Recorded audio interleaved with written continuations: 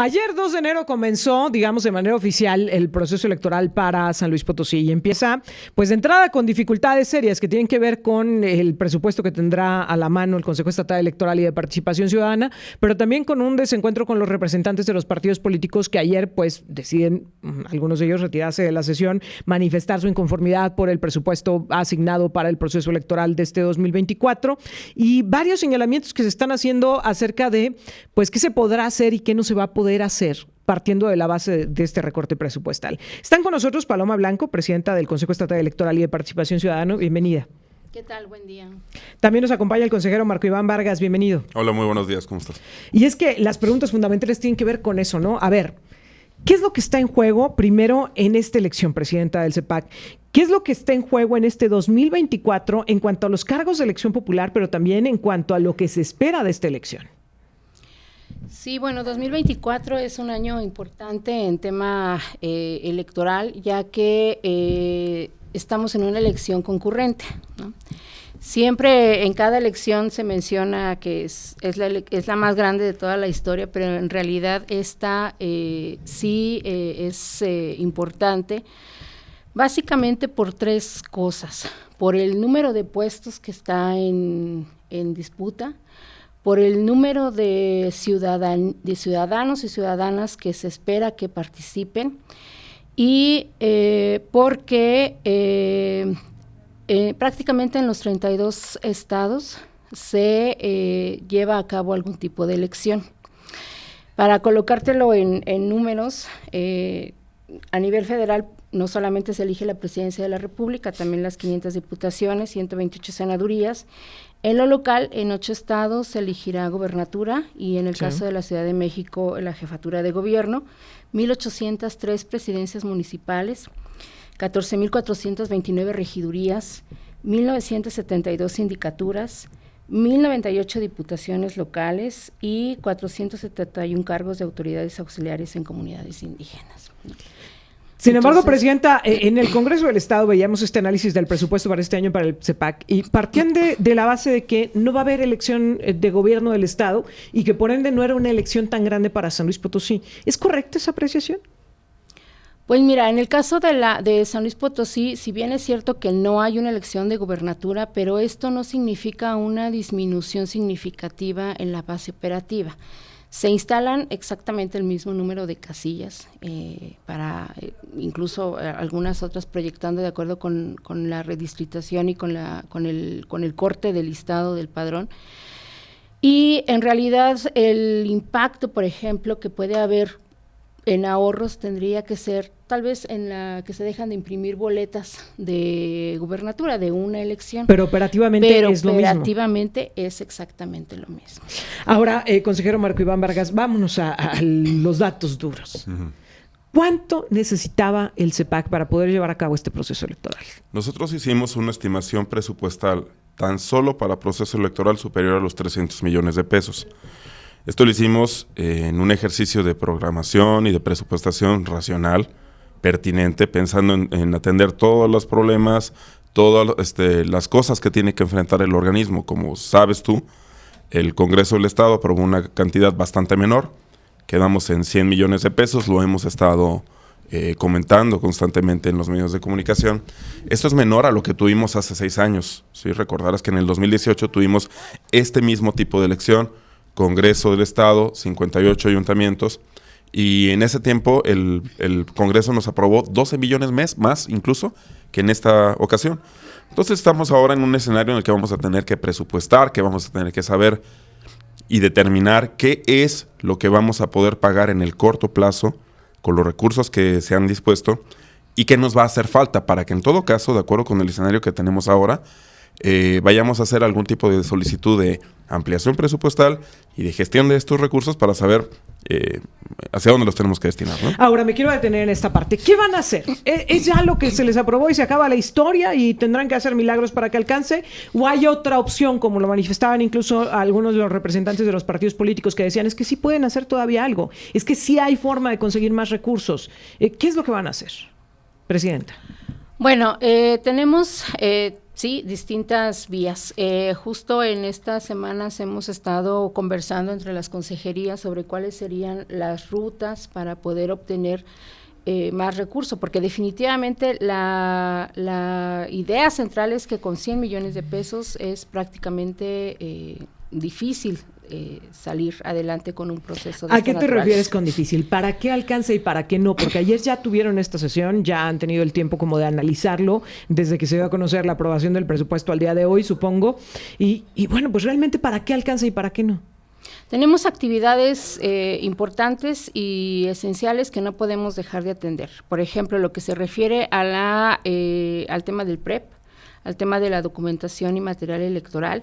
Y en el caso del convenio que realizamos las entidades federativas con el INE también tiene un costo operativo. Simplemente en estas 3 actividades es un aproximado de 80 millones de pesos.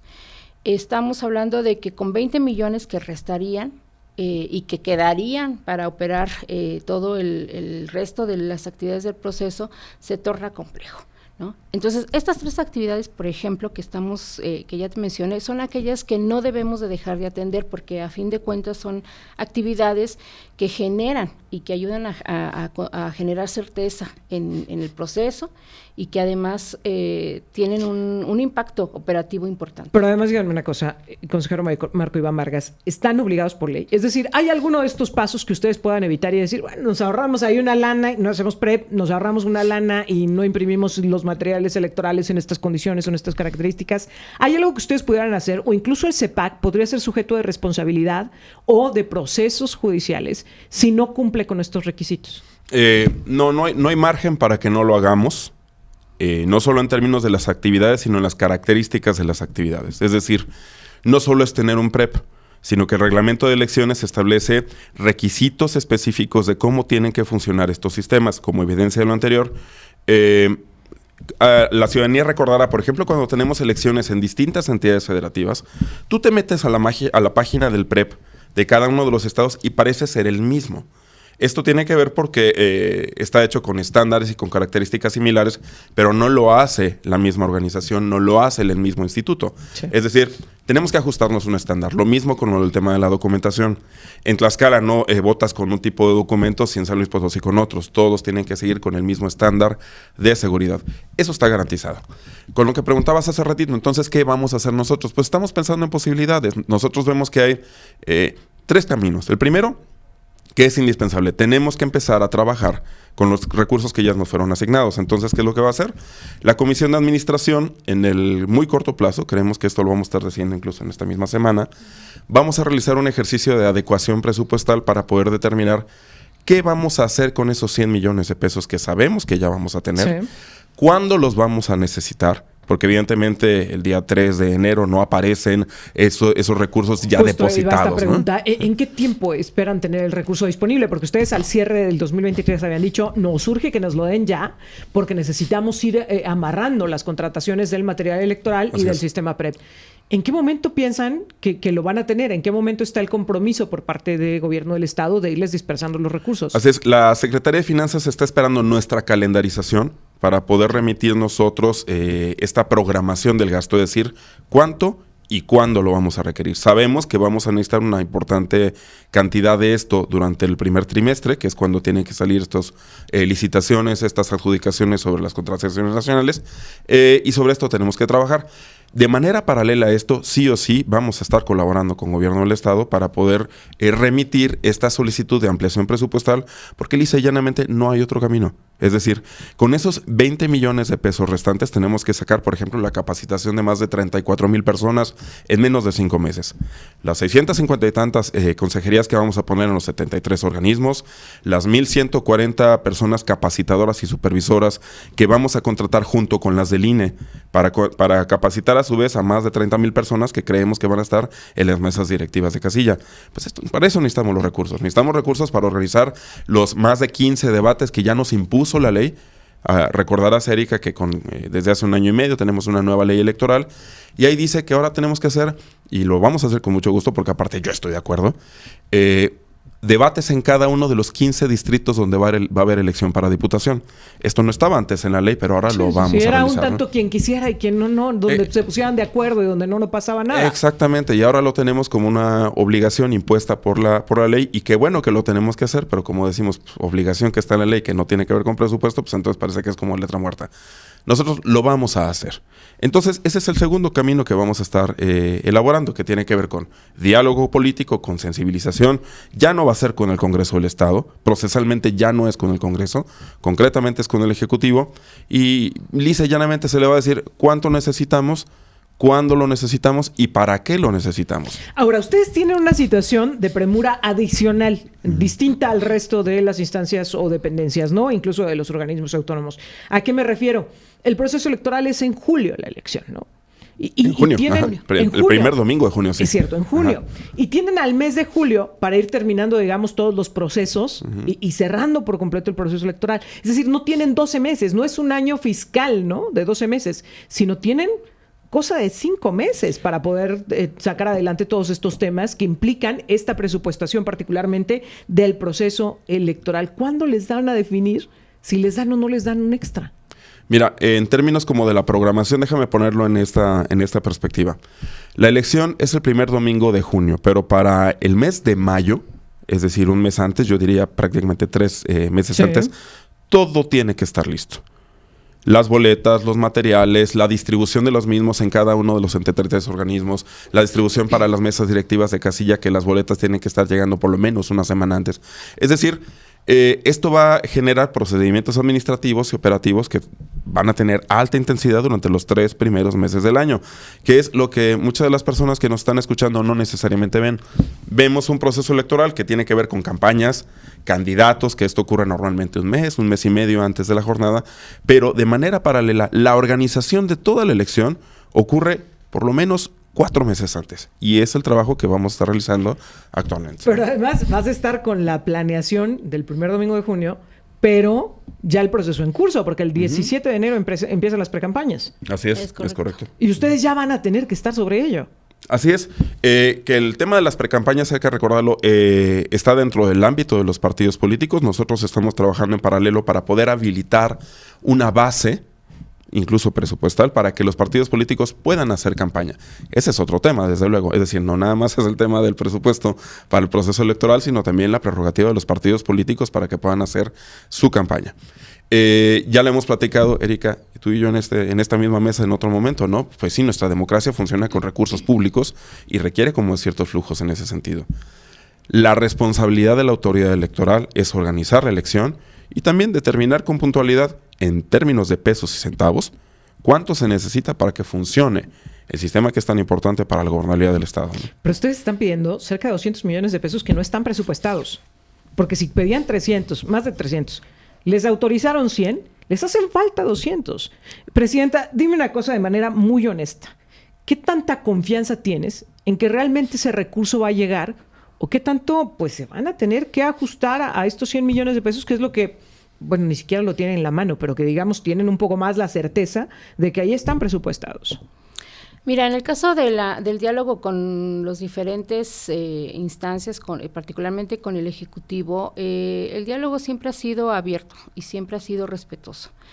Sí es cierto que no ha habido esta respuesta como la hemos esperado, pero no olvidemos que, por ejemplo, el año antepasado recibimos también una ampliación presupuestal para terminar el año. Entonces, sí ha existido escucha, sí ha existido esta disponibilidad de atender a los requerimientos. De alguna forma también confiamos en que esto pueda seguir en este proceso, pero también es cierto que estamos analizando, como te había comentado, algunas otras vías, ¿no? O sea, también estamos revisando la pertinencia de acudir a tribunales, de seguir con el diálogo. A mí me parece que las dos vías no se excluyen una de la otra, a fin de obtener el recurso que es necesario. ¿En qué situación los coloca el estar en esta expectativa? Primero, pues hay incertidumbre en torno al proceso electoral. La hay para ustedes como consejeros electorales, ¿no? De no saber si les va a llegar o no les va a llegar la totalidad del recurso que están necesitando. ¿Le mete incertidumbre al proceso electoral esta situación de no tener los recursos ya garantizados? Y en segundo lugar, consejero Marco Iván Vargas, a ver, es que no es lo mismo tener un presupuesto ya por escrito, autorizado, aprobado por el Congreso del Estado, que saben que se les va a ir dispersando y que les va a llegar, a tener que estar un poco en estas negociaciones con el Ejecutivo, ¿no? ¿No un poco somete al Consejo Estatal Electoral ante esta situación? El primer escenario es de que el CEPAC enfrenta, vamos a decirle, una presión operativa inédita en el caso de San Luis Potosí. Es decir, tenemos que realizar estas primeras actividades no con los precios que queramos, sino con los precios de mercado. Eso no lo vamos a poder controlar. Lo que sí vamos a tener que hacer nosotros, como lo hemos estado haciendo ya desde el año pasado, estamos haciendo desde hace ya varios años, es hacer más con bastante menos, ¿sí? Con menos personal, con menos tiempo, y esto es algo que, por las instituciones, querámoslo o no, estamos obligados a realizarlo, no solo cuando se ha estado hablando de la austeridad desde hace ya varios años, ¿no? Sino por las propias condiciones económicas. Ni modo, esto es algo a lo que estamos sometidos. Yo realmente no creo, Erika, que la certeza del proceso electoral esté en juego. Los mismos partidos políticos han estado transmitiendo esta preocupación y han estado respaldando al CEPAC. Lo vimos en la sesión de inicio del proceso electoral el día de ayer. Las intervenciones que tuvieron los partidos políticos tenían que ver con respaldar esta necesidad de recursos para que, de nuevo, el CEPAC pueda hacer su trabajo en condiciones idóneas. Yo realmente no creo que tengamos un problema de certeza en términos de la organización del proceso electoral, pero sí pone en presiones, insisto, inéditas al CEPAC para poder realizar su labor. Aún así, yo estoy optimista que ya sea por la vía del diálogo político o por la vía jurisdiccional, el CEPAC pueda cumplir con su obligación fundamental contando con este tipo de recursos, ¿no? Pero a ver, pensemos que es a través de la vía jurisdiccional. ¿Cuánto tiempo va a tomar? ¿Y en qué momento podrían ustedes tener disponibles los recursos? Y te preguntaría también, a ver, ustedes pedían este adelanto para ir amarrando temas que no se amarraron a final de cuentas. ¿Estamos todavía en tiempo? ¿O en algún momento hay riesgo de que San Luis Potosí se quede sin los proveedores idóneos, pues, para garantizar la certeza y la seguridad, por ejemplo, en el material electoral o en la operación del PREP? Mientras nosotros saquemos adelante todos estos procedimientos de adjudicación y de licitaciones en el primer bimestre del año, estamos en muy buen tiempo todavía. Y de acuerdo con esta reunión, que es lo que estamos adelantando, que vamos a tener en la Comisión de Administración, para adecuar el presupuesto que ya tenemos, estamos en condiciones completamente ciertas de que estas primeras adjudicaciones van a salir bien y van a salir en tiempo. De manera paralela, pues ni modo, vamos a tener que hacer el diálogo político. Está bien, no tenemos problema con ello. Al final de cuentas, como lo dice la doctora Paloma, hace 2 años tuvimos una ampliación presupuestal. El año pasado, pues se dotaron de los recursos para poder sacar el tema del plebiscito. No era exactamente lo que teníamos presupuestado. Sí, bueno, y vimos el resultado. Pero al final de cuentas salió y tuvimos un porcentaje de participación, aquí lo platicamos también en la mesa, Erika, que tenía que ver más con el plebiscito que con el tema del presupuesto. Por lo menos así yo lo veo de manera personal. Y el gobierno del Estado respondió a esta petición en términos del presupuesto. Nuestra labor es informarlo de manera oportuna y la labor, en este caso, del gobierno del Estado es proveer de los recursos que garantizan la gobernabilidad del Estado, que a final de cuentas es lo que nos interesa a todos. ¿Qué está en riesgo? Es decir, de lo que se tendría que sacrificar, ¿qué es lo que está en riesgo? A ver, en el caso del proceso electoral, y abonando un poquito lo que comentaba el consejero Marco Iván, no todos los procesos suceden al mismo tiempo, sí, ¿no? O sea, en el caso de CEPAC, como una entidad que tiene más de 30 años realizando elecciones, ya se conocen muy bien cuáles son los procesos, cuáles son los pasos y cuáles son las actividades, por supuesto también cuánto es lo que cuesta, ¿no? El hecho de que recién ayer haya sido el inicio de la sesión, del proceso, no implica que no hayamos hecho las previsiones o que no hayamos hecho el trabajo anteriormente. El año pasado designamos una partida para proceso electoral, pensando precisamente de que hay procesos que tienen que adelantarse para llegar a este momento, ¿no? Entonces, tenemos estos procesos urgentes, que son los que ya se comentaban, que son en los que nos estaremos abocando en este mes y en estos primeros meses, y previendo precisamente cómo va avanzando los diferentes pasos del proceso para poder atenderlos de acuerdo con cómo vayan avanzando las negociaciones, cómo vayan avanzando los diferentes recursos, ¿no? ¿Qué está en juego? No dejaremos de hacer las elecciones, no dejaremos de guiarnos con los principios que rigen la materia electoral. Como lo comenté en alguna ocasión, nunca, en ninguna circunstancia estaríamos imprimiendo boletas en hojas de papel, ni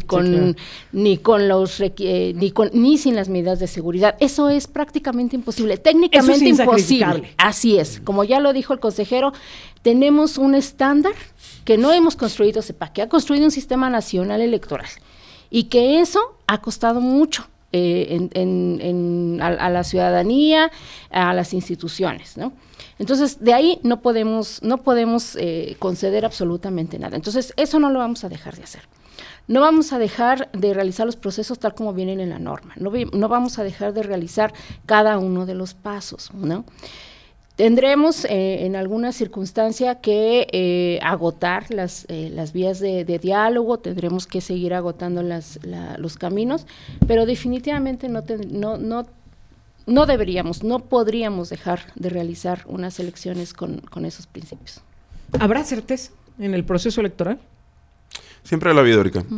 Por lo menos de que tenemos la ciudadanización de la autoridad electoral, lo que está ocurriendo con esta situación presupuestal es de que pues vamos a tener que hacer un juego de gestión distinto. Es decir, con los recursos que tenemos ahorita, tenemos que sacar lo urgente. De ninguna manera estamos sacrificando como lo importante. ¿Los partidos van a tener prerrogativas? Así es, y esta es una bolsa aparte. El tema va a haber CEPAC. Va a haber PRED, perdóname. Así es. Va a haber PRED. Va a haber PRED. Va a haber boletos electorales con condiciones de seguridad. ¿Va a haber capacitaciones? Así es, vamos a poner como un escenario en ese sentido. Por ejemplo, ahorita teníamos proyectado la contratación de 1,140 personas para capacitadores electorales con la suficiencia presupuestal que nosotros tenemos proyectada. Esto se llaman con los CAEs espejo. Es decir, si el INE contrata, pensemos, 1,000 capacitadores electorales, nosotros tenemos que contratar otros 1,000 capacitadores electorales para que se hagan cargo de las 3,800 casillas que vamos a instalar en el estado. Pero imagínate que nos dan menos recursos, pues vamos a tener que contratar menos capacitadores. Entonces, imagínate, no lo estamos anticipando de esta forma, pero imagínate que por cada 3 capacitadores del INE nosotros tenemos uno de CEPAC, que va a tener que cubrir la cantidad de casillas de esos 3 capacitadores. ¿Para qué es el tema? Es no solo para la capacitación, hay que recordar que no solo es una elección federal, también es una elección local. Sí. Acá tenemos nuestras especificidades, pero también estos capacitadores colaboran el día de la jornada para la distribución de los materiales, para la recolección de los paquetes, para la supervisión de las condiciones que se encuentran ahí. Eso es lo que tenemos el día de hoy en una zona, vamos a decirlo, como de advertencia o de riesgo, ¿no? En la medida en la que tengamos los recursos suficientes, vamos a poder sacar el compromiso. La ciudadanía no necesariamente debe de saber esto, pero una elección concurrente significa que tienes 2 elecciones en una misma casilla. El día de que se cuentan las boletas y todo, lo que ocurre después de las 6 de la tarde, cuentan las federales, cuentan las locales, pero las federales se van en una cajita y se van para el INE, y el INE se encarga de eso. Las locales las tenemos que recoger nosotros, o tenemos que hacer un mecanismo de recolección de paquetes, ¿no? Justo esta es la parte que me preocupa, ¿no? Porque de pronto decir, bueno, las boletas van a tener las garantías de seguridad, sí, pero si no hay la capacitación necesaria para contar de manera adecuada los votos, hay un riesgo. Si no hay las garantías para salvaguardar el material electoral y entregarlo al Consejo Estatal Electoral, hay un riesgo. Si hay una tardanza en el conteo y en la validación de las boletas electorales y hay una elección cerrada, va a haber un riesgo, porque mientras tanto, mientras el tiempo que a ustedes les tome el dar una certeza del conteo de los votos, pues vamos a dar lugar a que los actores políticos en medio de la calentura pues lancen todo tipo de mensajes, ¿no? Estas son partes que me preocupan mucho y que creo que a ustedes como CEPAC también los deben de tener muy preocupados y que tienen que tenerse en consideración, porque no todo es impresión de boletas y no todo es instalación de casillas y campañas de los partidos, sino que tiene que ver con la forma en la que se van a dar los resultados de la elección. Y creo que esa es una parte fundamental, porque justamente citabas, consejero, el caso del plebiscito de Villa de Pozos, y ya lo vimos. ¿Cuántos problemas tuvieron ustedes al momento de recibir las boletas? Y era una pregunta de 2 opciones, ¿sí o no? y cómo venían las actas y las decisiones que tuvieron que tomar en el pleno, ¿no? De darle validación o no darle validación o llevarlas a revisión porque simple y sencillamente no habían puesto el total al final. Creo que estos son temas que no podemos desdeñar y que sí les van a traer una problemática bien seria, y no lo digo a ustedes como CEPAC, sino lo digo a nosotros como Estado, y más pensando en una elección que va a estar tremendamente polarizada como hoy lo estamos viendo. Yo deseo que les vaya muy bien, pero además quiero dejar esta mesa abierta para lo que se nos viene durante todo este 2024, no solo para la sesión que habrán de tener y lo que ya decía, ¿no? De esta propuesta que tendrán que presentar al gobierno del Estado, de decir, este es el calendario que tenemos, esto es lo que necesitamos y que nos lo puedan compartir, sino también de aquí en adelante, para dar certeza en medio de este proceso electoral que, pues por lo pronto, no está comenzando en las mejores condiciones para San Luis Potosí. Les agradezco mucho que hayan estado con nosotros. Gracias, consejera presidenta. Al contrario, muchísimas gracias, y claro que sí, seguimos manteniendo la mesa de conversación para seguir platicando sobre estos temas. Gracias, Paloma Blanco. Gracias, consejero Marco Iván Vargas. Es siempre un gusto. Muy buenos días.